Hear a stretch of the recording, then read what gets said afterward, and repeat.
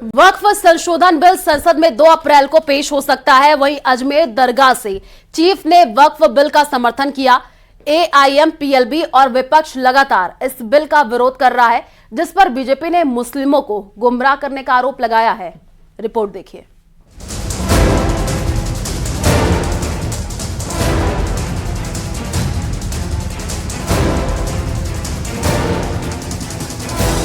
वक्फ संशोधन बिल संसद में 2 अप्रैल को पेश हो सकता है। मोदी सरकार 2 अप्रैल को संसद में बिल पेश कर सकती है।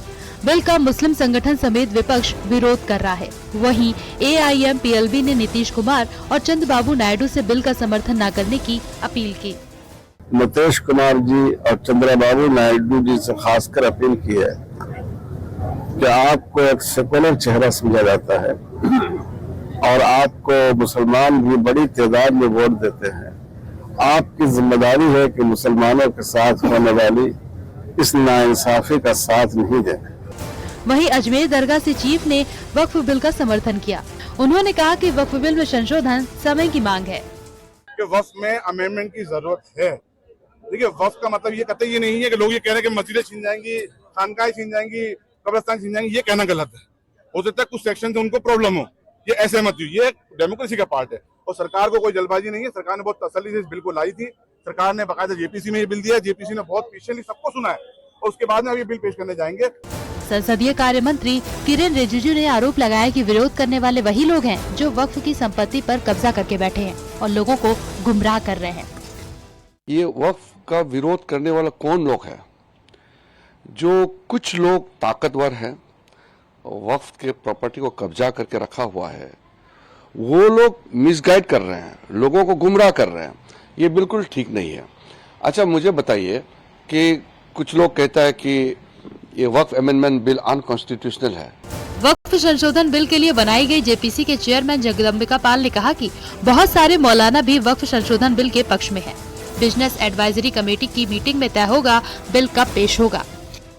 इसका फायदा पूरे देश को मिलेगा। हमने इसकी रिपोर्ट प्रस्तुत कर दी है, रिपोर्ट अडॉप्ट कर ली गई है। अब सरकार को ये कहा भी कि हम इसको बिल लेकर के आएंगे। अब बिजनेस एडवाइजरी कमेटी स्पीकर साहब की अध्यक्षता में अगले 4 दिन में जब एजेंडा फिक्स कर देंगे तो सरकार बिल लेके आएगी, पास होगी। ईद के मौके पर वक्फ का विरोध करने वालों पर बीजेपी नेता शहनवाज हुसैन ने कहा कि अगर सियासत करनी है तो जंतर मंतर जाइए। मस्जिद इबादत की जगह है, सियासत की नहीं। इबादत में सियासत की गुंजाइश नहीं है। अगर आपको सियासत करना है तो जाओ जंतर मंतर। मस्जिद में आगे काला पट्टी बांधना ये इबादत नहीं है, ये सियासत है, क्योंकि गुमराह कर रहे हो सरकार के खिलाफ। वक्फ संशोधन बिल संसद के पिछले सत्र में लोकसभा में पेश किया गया था। विपक्षी सदस्यों के भारी हंगामे के चलते बिल को जेपीसी के पास भेज दिया गया। वक्फ बिल को लेकर बीजेपी सांसद जगदम्बिका पाल की अगुवाई में जेपीसी गठित की गई थी। अब इसे संशोधन के साथ 2 अप्रैल को सदन में फिर से पेश किया जा सकता है। न्यूज़ 18 के लिए ब्यूरो रिपोर्ट।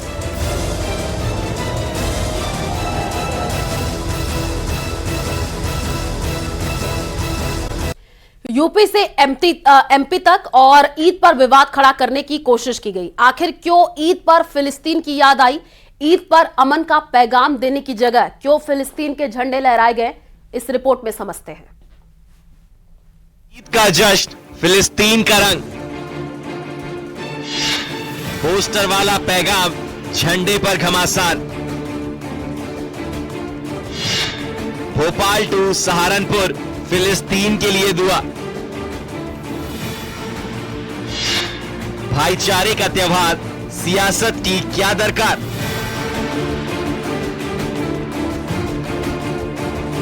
ईद प्रेम और भाईचारे का त्योहार है, लेकिन ऐसा लग रहा है कि कुछ लोग खुशी के इस मौके पर अमन के पैगाम की जगह सियासत का संदेश देने की कोशिश कर रहे हैं, विवाद खड़ा करने की कोशिश कर रहे हैं।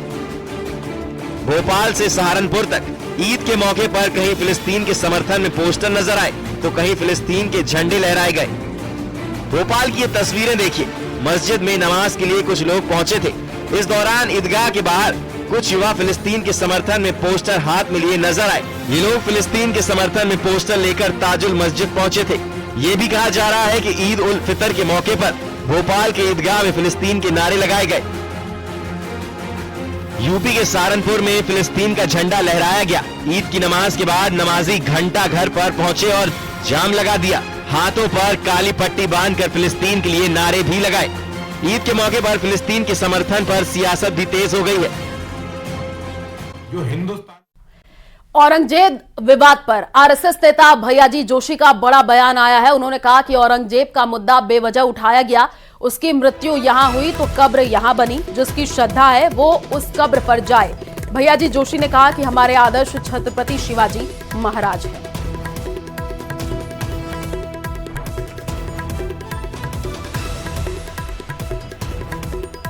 तो ये बड़ी खबर इस वक्त की आपको बता रहे हैं, हमारे आदर्श छत्रपति शिवाजी महाराज भैया जी की तरफ से ये कहा गया। औरंगजेब पर आरएसएस नेता भैयाजी जोशी ने ये कहा है। देखिए, औरंगजेब का अनावश्यक विषय उठाया गया है। एक है, अब उसकी मृत्यु यहाँ हुई तो कब्र यहाँ बनी हुई है, कोई श्रद्धा है वो जाएंगे।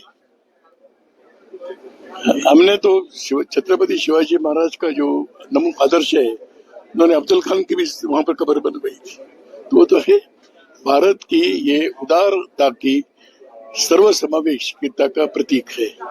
वो कब्र रहे, जिसको जाना है वो जाए।